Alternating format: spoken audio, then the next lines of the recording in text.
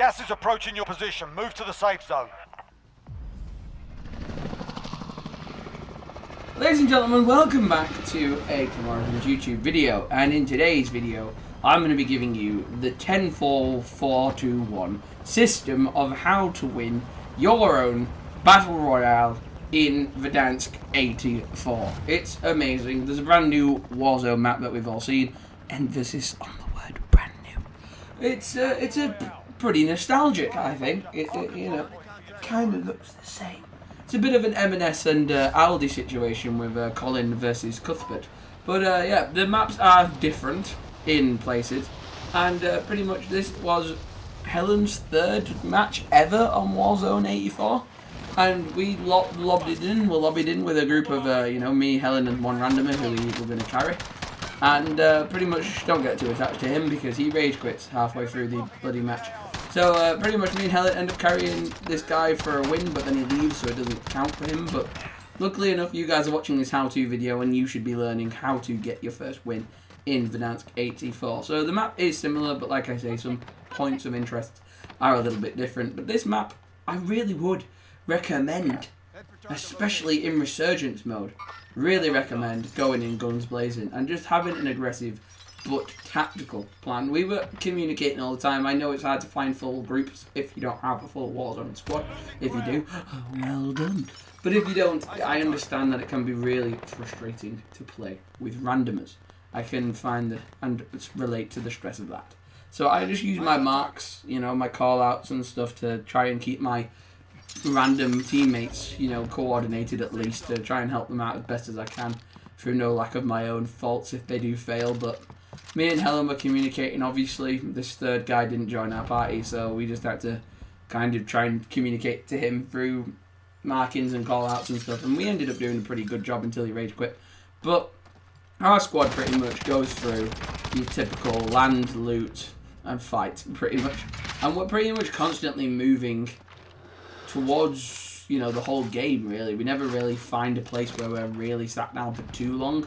But I was really careful with levels and taking cover. After playing Outriders, which is a third-person loot and shoot game, covering in that game is quintessential to survival. So I learned, I kind of brought that game style with me when we came to Warzone. I wanted to learn how to use cover better in Warzone. I would recklessly just run in head first and things like that.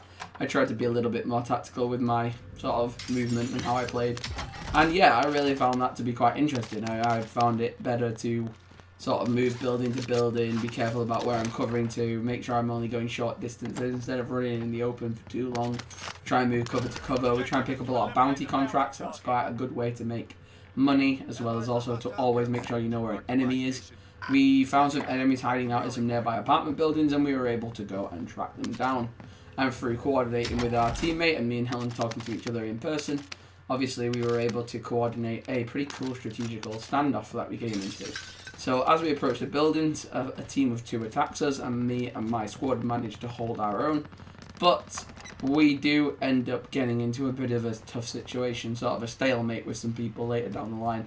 And we just hold our points. We're really defensive, we're clever. If one of our teammates goes down, we always keep eyes on each other, like my opponent there was coming in hot and I had to kill him, and my teammate sadly got killed before he could get the quick revive, but luckily he redeployed quite quickly, because in Resurgence, the more success your teammates do whilst you're in the countdown, the faster your countdown expands and the quicker you can come back into the game, really. But yeah, it was quite a fun situation, having to go up and down the rocks using lots of different levels. As you can see, when I'm fighting this guy, I'm getting hit from the different sides, probably from the building and the rooftops. But I use the rocks in different levels to sort of keep me in cover, hold out for teammates to arrive and things like that. And we kind of worked quite well, considering we couldn't communicate with this third member of the team. But I marked up as best as I could for him and kept him in the loop of what we were doing. And me and Helen obviously communicating. So if you're in a team of 3 where all 3 of you can communicate with each other, that is probably for the best. But obviously, we were just having a good time. It wasn't really a play to win situation. We didn't really anticipate a win. I was just trying to capture some footage of the new map so I could probably cut it up into a little video for you guys to enjoy. But it turned up that this was going to be the win. This was going to be the game that we won. And it was pretty interesting. I like the new, as much as we can joke about calling it the new map, I like the 84 style of Verdansk. It is kind of brighter and more colourful and cheerful than the gritty, realistic one from 2019 and 2021 and all that stuff. So I know it's not new. I know by no means is it as new as we wanted it to be, but it's different in a little sort of respect. If you can give it even just the teeniest bit of courtesy, a little bit of leeway. It's slightly new. It's slightly had a little bit of an 80s makeover, so I thought that would have definitely been a down, but I guess it wasn't. I guess it just broke his armor, so that wasn't too bad of a shot. Probably could have aimed it a little higher on his head now that I watch it back on the footage.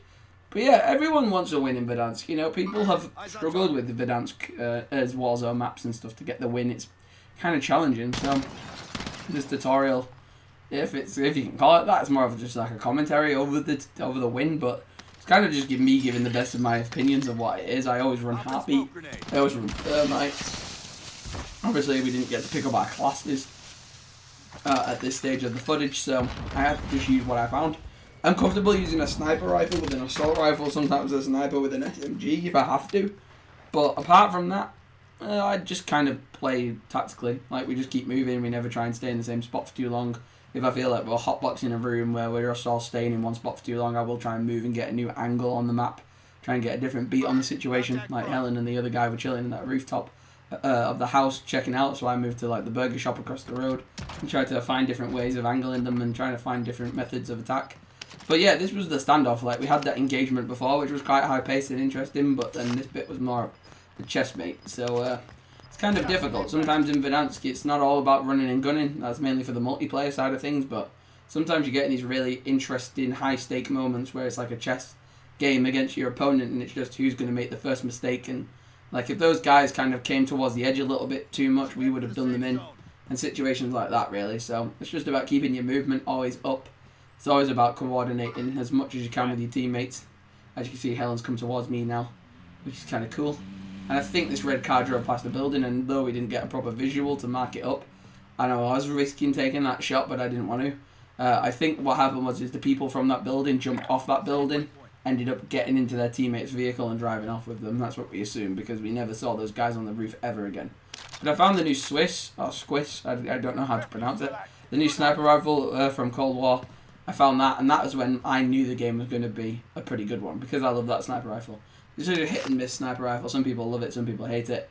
It sometimes serves me well, mainly in the bigger sort of things like Outbreak mode or Warzone mainly.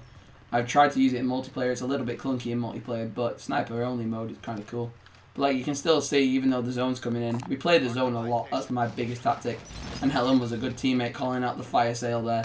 And we were able to go and pick up any little accessories that we needed from the fire sale. And it was quite funny, actually, to see that when the zone was moving in, me and Helen had kitted up, got all of our stuff, got our gas mask, got our UAV, got out of there when we needed to. But funny enough, me and Helen were having a laugh to each other watching as our teammate was deciding to shop in the radiation zone. He just stayed behind, and he was just having a grand old time, thinking he was at Costco or something. He was just buying up everything he could. The zone was suffocating him, and he was just buying things from the shop. But he didn't mind, he was having a good time. And eventually he does come towards us. I can't remember when he left, but it'd be funny to watch back this footage from the stream and see like when he does leave, because I can't remember him leaving. But in the final sort of leaderboard thing, when we exfilled in the helicopter and got the first dub, he wasn't there, which was weird, because he was with us the whole game, so he might as well have waited. I just want to know when he does leave. It'd be interesting to see that. We were in the zone too much of like focusing on where to go and what to do and how many teams were left and things like that. Like, those last moments of every Warzone lobby is really where the fun comes in, because it's just heart pulping and fucking your head's all over the place and you're just excited 24/7. And I love that. I don't overplay Warzone too much. I never want to oversaturate it for myself, but some nights when you really get the wins going and it gets really exciting when you get the final zones and stuff like that, like this was one of those moments. And this hill in front of us, we'll call it Garage Hill or Bus Hill. We ended up staying on Bus Hill for a very long time in this final sort of end game to the fight. It was a big standoff moment, which was really, really exciting for us as a team. And to be honest, I didn't know if we were going to make it at that point. We were getting shot to bits really badly. Helen was suppressing some fire coming in. The guy went off rogue and ended up getting taken down at that point. And, you know, things got really hectic once we get to this little Bus Hill area in front of us. But it was like a scene out of a goddamn Michael Bay film. It was like being in Saving Private Ryan. It was pretty mad.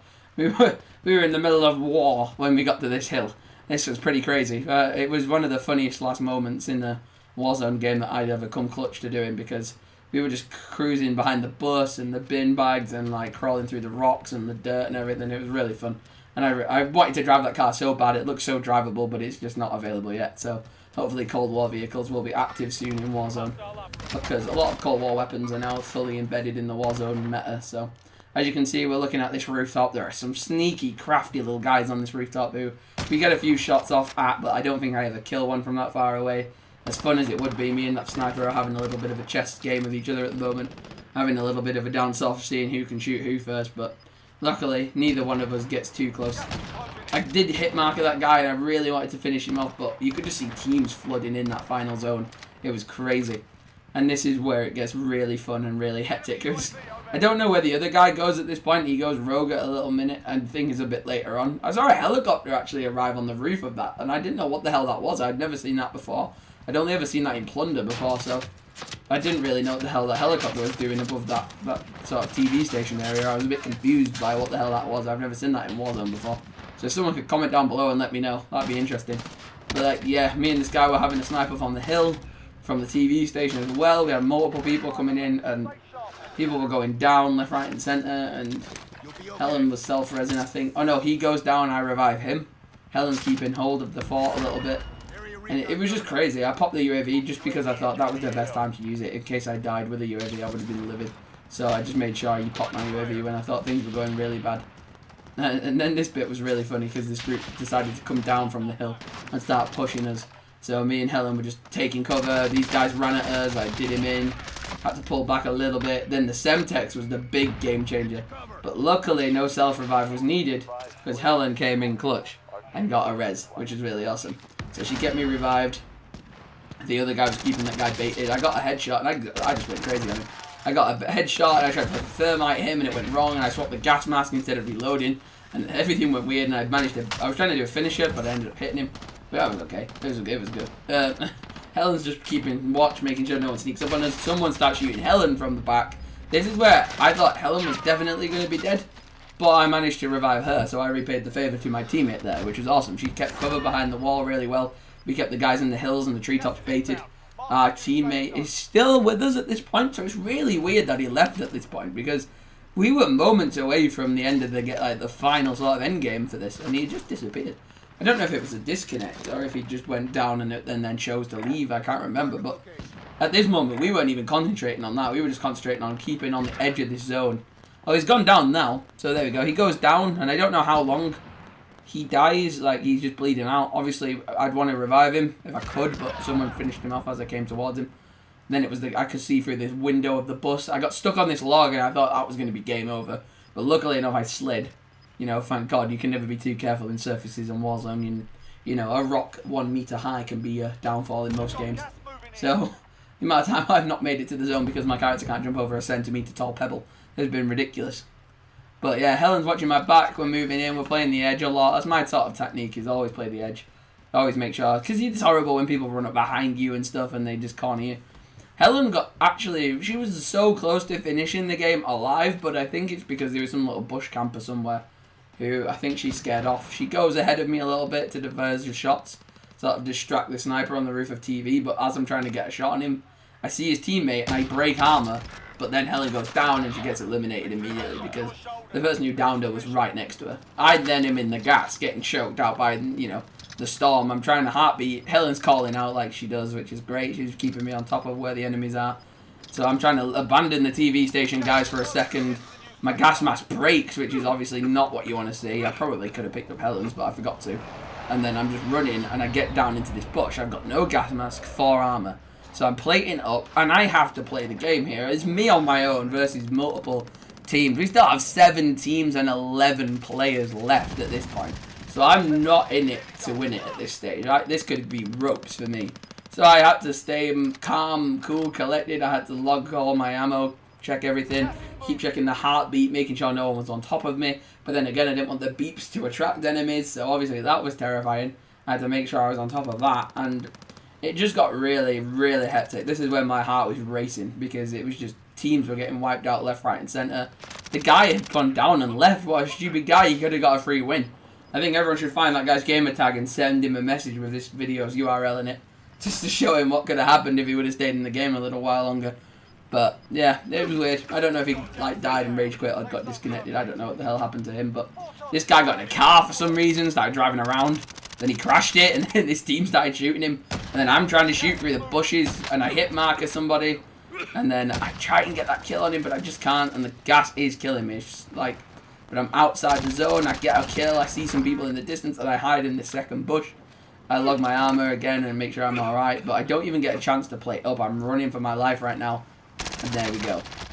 He's down. He's done. And we got the dub. You're the made them pay for it.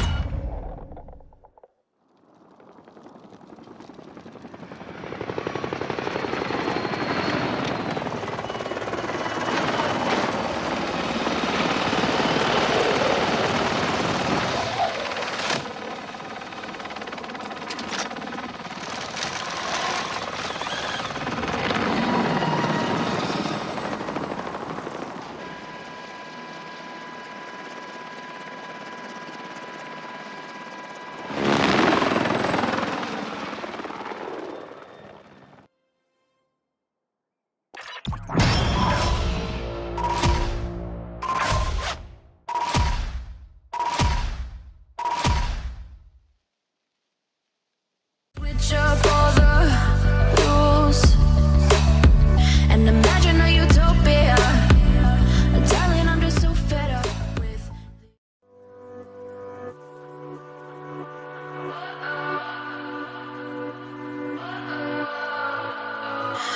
What does perfect even mean?